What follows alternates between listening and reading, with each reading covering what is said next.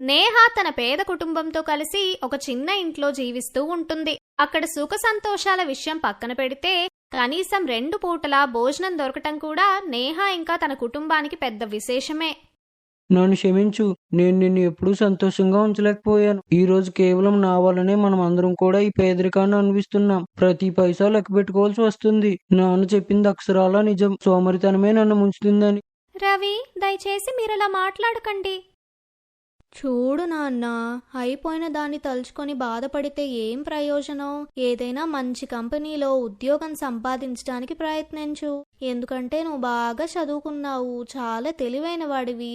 ఇంత చదువుకొని నువ్విలా కూలి పని చేస్తుంటే చాలా బాధగా అనిపిస్తుందిరా. ఆశ ఇంకా తన కుటుంబం పరిస్థితి ఇదివరకు చాలా మెరుగ్గానే ఉండేది. వాళ్లంతా కూడా ధనవంతుల్లానే బ్రతికారు. కాని రవి ఎంత సోమరితనంతో ఉండేవాడంటే అతను ఏ పని కూడా అస్సలు చేసేవాడే కాదు. ఇదిలా ఉండగా ఒక రోజున అకస్మాత్తుగా రవి వాళ్ల నాన్న ఆరోగ్యం చాలా పాడైపోతుంది. అనుకోకుండా అతను ఒక రోజున చనిపోతాడు. అలా అతను చనిపోగానే వాళ్ల ఆస్తి అంతస్తులన్నీ కూడా మట్టిపాలైపోతాయి. అంతటితో రవి కుటుంబంతో సహా రోడ్డున పడతాడు. అలా వాళ్లు రోజుకి ఒక్క పూట మాత్రమే తింటూ గడిపేవారు. ఇంతలో రవి కూలి పని చేయటం కూడా మొదలు పెడతాడు. ఒక రోజున రవి తన డాక్యుమెంట్స్ అన్నీ తీసుకుని పెద్ద కంపెనీకి వెళ్తాడు. అరే వా రవి, నువ్వు చాలా పెద్ద చదువులు చదివావు. అలానే నీకు బిజినెస్ మీద కూడా చాలా నాలెడ్జ్ ఉంది. కానీ నీ దగ్గర ఏ ఎక్స్పీరియన్స్ సర్టిఫికెట్ లేదేంటి? అది ఎందుకంటే సార్, నేను ఇప్పటి వరకు ఎప్పుడు ఏ పనికి వెళ్ళలేదు. నాకు సొంతంగా కూడా బిజినెస్ ఉంది. కానీ నాన్నగారు చనిపోయిన తర్వాత అది కూడా మట్టిలో కలిసిపోయింది. ఈ రోజు నేను ఉద్యోగాల వేటలో ఉన్నాను. నాకు ఈ ఉద్యోగం చాలా అవసరం. రవి, నేను నీకు ఉద్యోగం అయితే ఇస్తాను, కానీ మంచి శాలరీ అయితే ఇవ్వలేను. ఎందుకంటే నీకు ఎక్స్పీరియన్స్ ఏం లేదు. నిజానికి నీకు బిజినెస్ నాలెడ్జ్ ఉంది, కానీ మేము ముందుగా అసలు నీ పనితనం ఏంటా అనేది చూడాలి కదా. ఆ తర్వాత నీకు శాలరీ పెంచగలం. ఒకవేళ నువ్వు బాగా పనిచేస్తూ మా కంపెనీకి నీ పని వల్ల ప్రాఫిట్ వస్తుందని మాకు అనిపిస్తే గనక 6 నెలల్లో నీ ప్రమోషన్ పక్కా. అలా చాలా కష్టపడిన తర్వాత రవికి ఒక చిన్న ఉద్యోగం అయితే దొరుకుతుంది. ఆ సంతోషంతో అతను వెంటనే ఇంటికి వెళ్తాడు. ఆ శుభవార్తని విని రవి కుటుంబం అంతా కూడా చాలా చాలా సంతోషిస్తారు. అంతటితో నేహ దేవుడికి ధన్యవాదాలు చెప్పటానికని గుడికి వెళ్తూ ఉంటుంది. ఇంతలో తన్ని ఒక కార్ వచ్చి ఢీకొంటుంది. ఆ కార్ లోపల నుంచి శైలి ఇంకా సౌమ్య అనే 2 డబ్బున్న అమ్మాయిలు బయటికి దిగుతారు. అలా వాళ్ళిద్దరూ కూడా నేహాని చూడగానే వెంటనే తన్ని కౌగిలించుకుంటారు. అరే నేహా, నువ్వా? నీకు తెలుసా, నిన్ను చూసి నాకు ఎంత హ్యాపీగా ఉందో.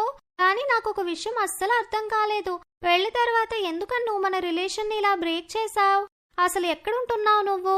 ఈ రోజు ఏది ఏమైనా సరే మేమిద్దరం కూడా మీ ఇంటికి వచ్చే తీరుతాం నేహా. శైలి, సౌమ్య, మిమ్మల్ని ఇద్దరిని ఇక్కడ కలవటం నిజంగా నాకు చాలా సంతోషంగా ఉంది. కానీ ఈ రోజైతే మిమ్మల్ని మా ఇంటికి తీసుకొని వెళ్ళలేను.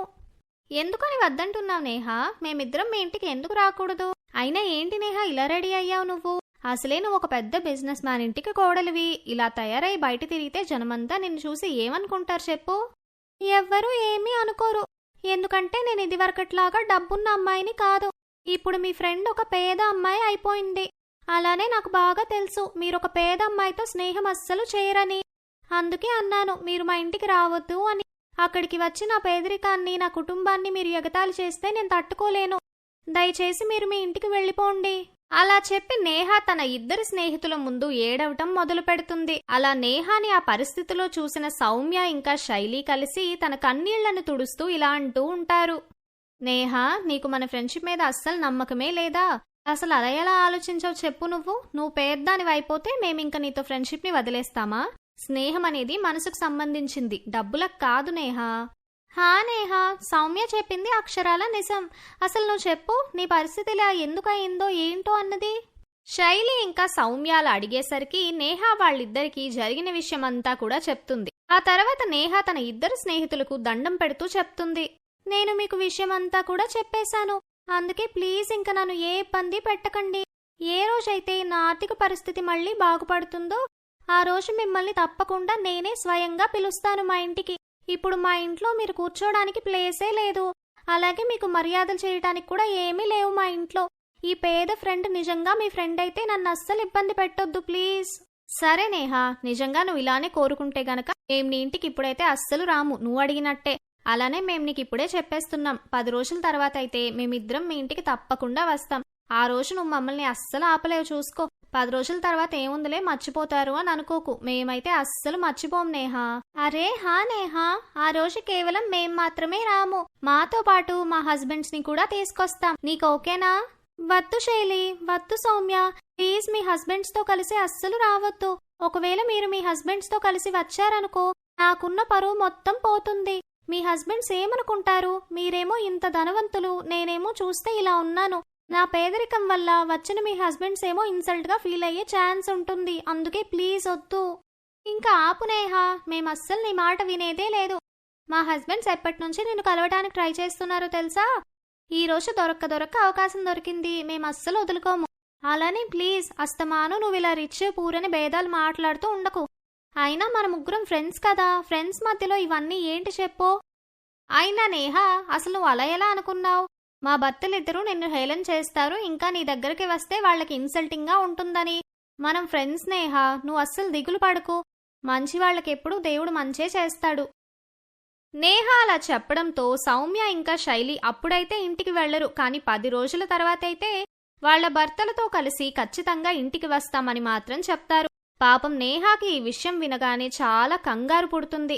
తను వెంటనే ఇంటికి వెళ్లి తన అత్తగారితో జరిగిన విషయమంతా కూడా చెప్తుంది. ఈ మాటలన్నీ విన్న ఆశ తన కోడలితో ఇలా అంటుంది. కోడలు పిల్ల, ఇక్కడ మనం తినడానికి పూటకి భోజనం ఉండటం లేదు. అలాంటిది నీ ఇద్దరు స్నేహితులు వాళ్ళ కుటుంబంతో వస్తే ఎలా స్వాగతిస్తామో? అమ్మా, ఇంట్లోకి వచ్చే అతిథులు అయితే మనం ఇంట్లోకి రావద్దు అని అయితే అస్సలు చెప్పలేం కదా. నాకు ఉద్యోగం వచ్చింది కదా, ఏదో ఒకటి ఏర్పాటు చేస్తాను. తప్పంతా నాదే, నేనే సరిగ్గా చూసి నడుచుంటే బాగున్ను. అప్పుడు నేను నా ఫ్రెండ్స్ కార్కి అడ్డొచ్చేదాన్నే కాదు, వాళ్ళు నన్ను చూసేవాళ్లే కాదు, ఇలా మన ఇంటికి వస్తామని మారం చేసేవాళ్లు కూడా కాదు. నేహా, ఇందులో నీ తప్పేమీ లేదు, పూర్తి తప్పంతా నాదే. నీ ఫ్రెండ్స్ ఇద్దరికి కూడా ఇదే కదా అనిపిస్తుంది. మనం ఇప్పుడు కూడా ధనవంతులమని. వాళ్ళకేం తెలుసు మన పరిస్థితి ముందులాగా లేదు అని. కేవలం నా వల్లనే మనం అందరం కూడా ఇలా పేదరికంలో ఉన్నాం. మన ఆర్థిక స్థితి బాగుండుంటే ఈరోజు మనం వాళ్ళని చాలా సంతోషంగా ఆర్భాటంగా స్వాగతించే వాళ్ళం. తల్లి లీలా, నాన్న రవి, ఇప్పుడు మీరిద్దరూ మిమ్మల్ని ఇలా దోషులు చేసుకోవడం ఆపండి. ఇదంతా దేవుడి లీల, ఆయన లీలని స్వీకరించడమే మన పని. రవి దగ్గర ఇప్పుడు 10 రోజులు ఉన్నాయి. ఈ 10 రోజుల్లో రవి కాలినడకనే ఆఫీస్కి వెళ్లేవాడు, అలానే కూడా తిరిగి వచ్చేవాడు. అలా దాచిన కిరాయి డబ్బులన్నీ రాబోతున్న అతిథుల కోసం ఖర్చు పెట్టకుండా ఉంచుతాడు. ఆ తర్వాత చూస్తుండగానే 10 రోజులు ఇట్టే గడిచిపోతాయి. నేహా పుట్టినరోజు రానే వస్తుంది. రవి ఆ రోజున యజమానితో ఇలా అంటాడు. బాస్, ఈ రోజు నా వైఫ్ పుట్టినరోజు, అందుకని మా ఇంటికి కొంతమంది అతిథులు వస్తున్నారు. అందుకని మీరు ఈ రోజు నన్ను కొంచెం త్వరగా పంపిస్తారా?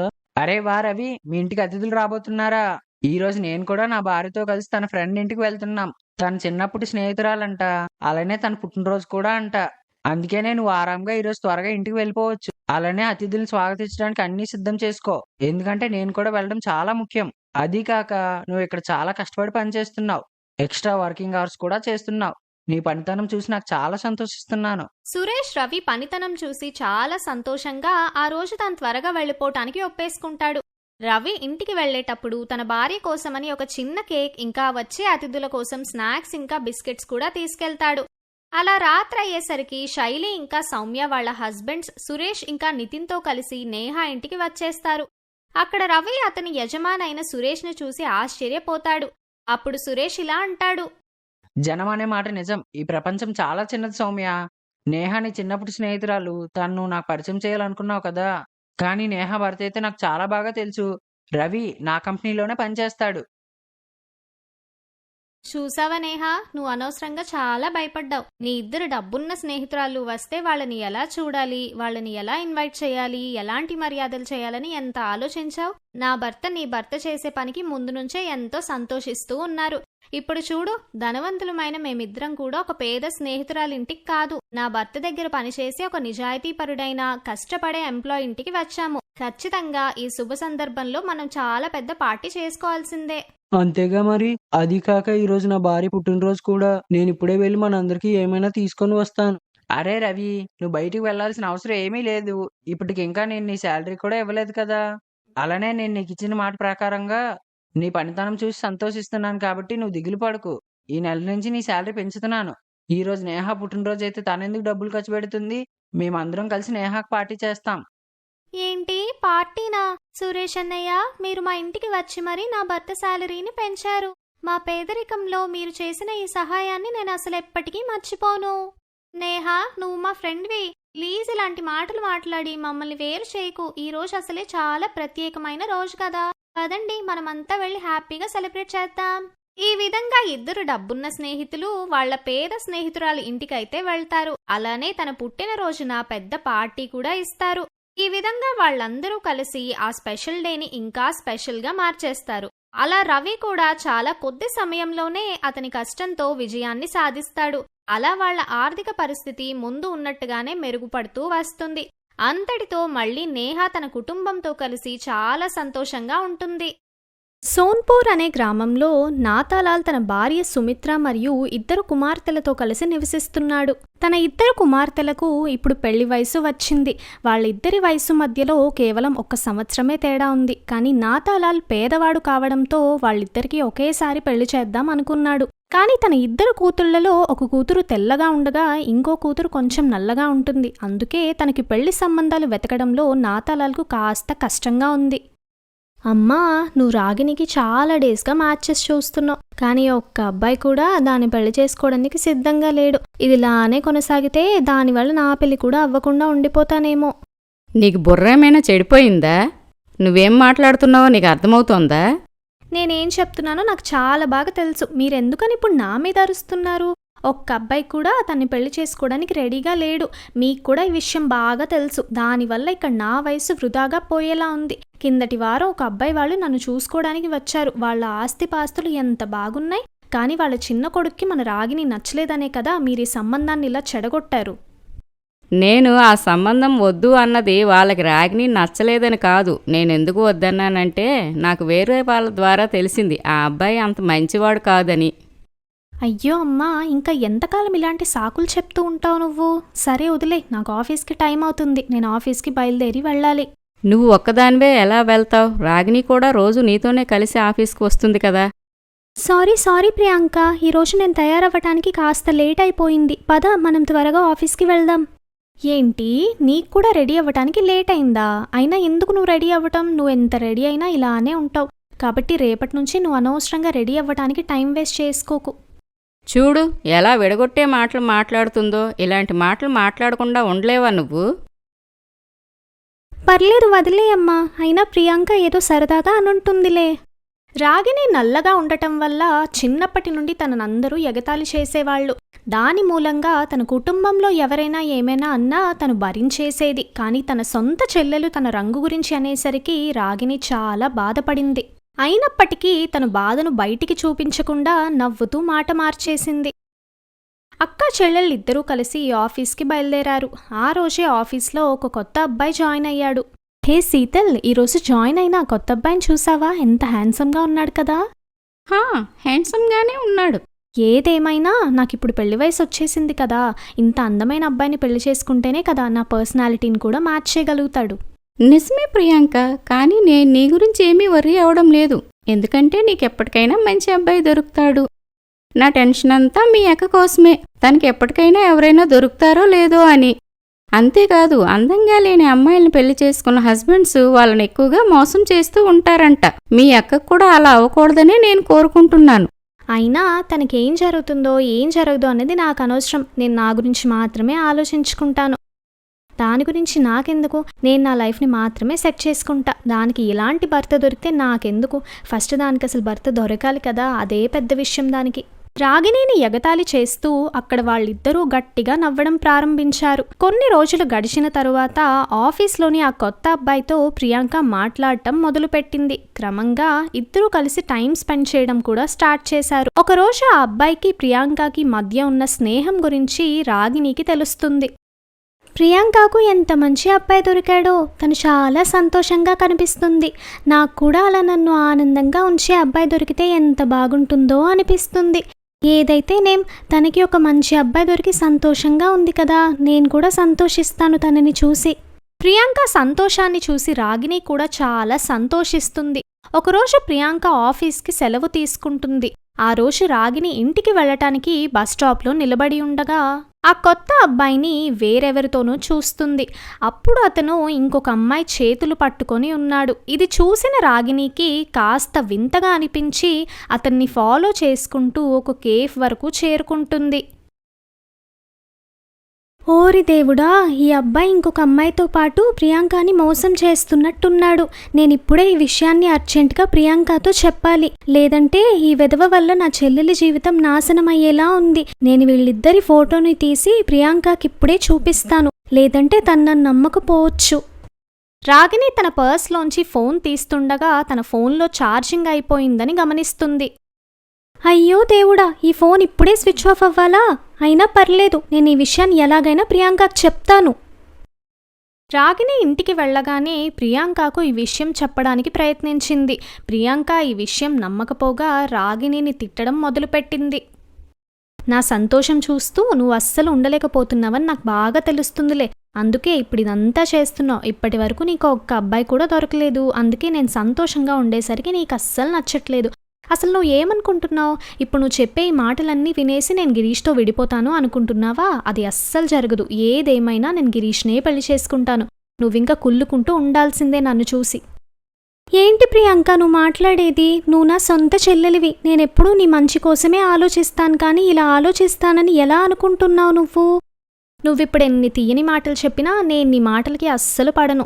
నువ్వు గిరీష్ని వేరే అమ్మాయితో చూసినట్టయితే వెంటనే వాళ్ళని ఫోటో తీసి నాకెందుకు చూపించలేదు? ఇప్పుడొచ్చి నీ ఫోన్లో ఛార్జింగ్ అయిపోయింది, బ్యాటరీ అయిపోయిందని కథలన్నీ చెప్తున్నావు. నీ గురించి నాకు చాలా బాగా తెలుసు. నీకు కూడా మొదటి నుంచి గిరీష్ అంటే ఇష్టం, అందుకే ఇప్పుడొచ్చి కట్టుకథలన్నీ నాతో చెప్తున్నావు. అరే ఏమైంది? ఇంత లేట్ అయిపోయింది. మీ ఇద్దరు అప్పటి నుండి ఇలానే అరుచుకుంటున్నారు. ప్రియాంక, ఈరోజు ఏ విషయానికై నువ్వు తనపై అరుస్తున్నావు? ఏం లేదమ్మా, నేను మీకు విషయం చెప్పాలి అనుకుంటున్నాను. ఇంకా మీరు నాకు పెళ్లి సంబంధాలు చూడక్కర్లేదు, ఎందుకంటే నేనే ఒక అబ్బాయిని ఇష్టపడుతున్నాను. అతను మా ఆఫీస్లోనే పనిచేస్తాడు, చాలా మంచివాడు. మీరు కూడా అతన్ని ఒకసారి కలిస్తే చాలా బాగుంటుందమ్మా. అవునా? మంచిదే కదా, ఒకసారి ఆ అబ్బాయి వాళ్ళ ఫ్యామిలీని ఇంటికి తీసుకురా. కానీ ప్రియాంక, చూడు, ఇప్పుడు నీ అర్థం లేని మాటలన్నీ నాకు అస్సలు వినాలనే లేదు. నీకు కూడా గిరీష్ అంటే ఇష్టమని నాకు చాలా బాగా తెలుసు, అందుకే ఇప్పుడు నువ్వు మా ఇద్దరిని విడగొట్టాలని ఇదంతా చేస్తున్నావని కూడా నాకు చాలా బాగా తెలుసు. అమ్మా, నువ్వైనా తనకి చెప్పు అస్సలు గిరీష్ దగ్గరికే రావద్దని. అయినా నువ్వు వచ్చినా సరే నిన్ను చూడటానికి ఏ అబ్బాయి సిద్ధంగా ఉండడులే. దేవుడా, అసలేం జరుగుతోంది? ఏం లేదమ్మా, రాగిని ప్రియాంకకు హెల్ప్ చేయడానికి చాలా ప్రయత్నిస్తుంది, కానీ ప్రియాంక ఒక్క మాట కూడా వినదు. వచ్చే వారం గిరీష్ వాళ్ళ కుటుంబం ప్రియాంక వాళ్ళ ఇంటికి వస్తారు. అలాగే వాళ్ళ పెళ్లిని ఖాయం చేస్తారు. కొన్ని రోజుల తరువాత వారి రిలేటివ్ శారద వాళ్ళ ఇంటికి వస్తుంది. అరే శారదా అక్క, చాలా రోజులకొచ్చావు. హా సుమిత్ర, నీకు గుర్తుందా? మనం ఒకసారి ఒక పెళ్ళికి వెళ్ళాం. అక్కడ మా వదిన వాళ్ళకి మన రాగిణి బాగా నచ్చింది. మా వదిన రాగిణిని వాళ్ళ ఇంటి కోడల్ని చేసుకోవాలని అనుకుంటుంది. నువ్వు అంటే ఇప్పుడే వాళ్ళని ఇంటికి పిలవనా? ఏంటి? ఎప్పటికీ అసలెవ్వరికీ ఇది నచ్చదనే అనుకున్నాను, అలాంటి దీనికి పెళ్లి సంబంధం వచ్చిందా? అలా అయితే ఖచ్చితంగా అబ్బాయిలో ఏదో లోపం ఉండే ఉంటుంది, లేకపోతే దీన్ని అసలు ఎవరైనా ఎందుకు పెళ్లి చేసుకుంటారు? అయ్యో దేవుడా, ఎలాంటి మాటలు మాట్లాడుతున్నావు నువ్వు? నీ సొంత అక్క కోసం ఇలా ఎలా ఆలోచిస్తున్నావు? రాగిణి నల్లగా ఉండొచ్చు, కానీ తను నీకన్నా చాలా గుణవంతురాలు. నా మాటలు తప్పుగా తీసుకోకు. రాగిణిలో ఉన్న సంస్కారంలో కొంచెం కూడా నీలో లేదు, ఎప్పటికీ రాదు కూడా నీలో. శారద మాటలు విన్న ప్రియాంక అక్కడి నుంచి కోపంగా వెళ్ళిపోతుంది. కొన్ని రోజులు గడిచిన తరువాత అబ్బాయి తరపు వాళ్ళు రాగిణిని చూసుకోవడానికి వచ్చి సంబంధాన్ని ఖాయం చేసి వెళ్ళిపోతారు. చూడు రాగిణి, నేను నీ సొంత చెల్లెని కాబట్టి నీ మంచి కోసమే చెప్తున్నాను. నాకెందుకో ఆ అబ్బాయిలో ఏదో లోపం ఉందనే బాగా అనిపిస్తుంది, లేకపోతే నీలాంటి అమ్మాయిని ఎవరైనా ఎందుకు పెళ్లి చేసుకుంటారు? ఇంకా చాలు ప్రియాంక, చాలు. నేను నల్లగా ఉన్నంత మాత్రాన నా మనసు మంచిది కాకుండా అయిపోదు. అంతేకాకుండా ఒక వ్యక్తి యొక్క నిజమైన అందం వారి రంగులో కాదు, వారి ప్రవర్తనలో ఉంటుంది. ఒక వ్యక్తి ప్రవర్తన ఇతరులకు ఆనందాన్ని కలిగిస్తే చాలు, వాళ్ళు చాలా అందంగా ఉన్నట్టే. అలాగే ఎంత అందంగా ఉన్నా పక్కనోళ్ళని బాధ పెడుతూ ఉంటే వాళ్ళు అందంగా లేనట్టే నా ఉద్దేశంలో అయితే. అయ్యో దేవుడా, నీకు ఇలా చెప్తే అర్థం కాదులే. సరే వదిలే, ఈ రోజు నేను చెప్తుంది నీకు అర్థం కాకపోయినా పర్లేదు. కానీ రేపు పొద్దున్న నీకు పెళ్ళైన తర్వాత నీ భర్త వేరొకరితో కలిసి బయట తిరుగుతుంటే అప్పుడు అర్థమవుతుంది నీకు. ఎందుకంటే అతను నిన్ను తీసుకొని బయటికి వెళ్ళటానికి కూడా సిగ్గుపడతాడు. మరి అలాంటి పక్షంలో నీతో కాకుండా ఇంకొకరితో బయటికి వెళ్ళటం తప్ప ఇంకేం చేస్తాడు? ప్రియాంక మాటలు నచ్చని రాగిని అక్కడి నుంచి వెళ్ళిపోయింది. కొంతకాలం గడిచిన తరువాత అక్కా చెల్లెళ్ళిద్దరికీ ఒకేసారి వివాహం జరుగుతుంది. రాగిని భర్త ఆమెను చాలా ప్రేమగా సంతోషంగా చూసుకుంటున్నాడు. కానీ ప్రియాంక భర్త మాత్రం పెళ్లి తర్వాతే తన అసలు రంగుని చూపించడం ప్రారంభించాడు. అతను ప్రియాంకను మోసం చేస్తాడు. మరియు ఈ విషయం ప్రియాంకకు తెలిసి అడిగినప్పుడు తనని కొట్టడం కూడా ప్రారంభించాడు. ఆ తర్వాత ప్రియాంక తన తప్పుని తెలుసుకుంది. రాగిని సహాయంతో ఆమె ఎలాగోలా గిరీష్కి విడాకులైతే ఇచ్చేసింది. తర్వాత రాగినికి క్షమాపణలు కూడా చెప్పింది. చివరికి ఒక వ్యక్తి యొక్క నిజమైన అందం వారి రంగులో, రూపంలో కాదు, వారి ప్రవర్తనలో ఉంటుంది అని తెలుసుకుంటుంది.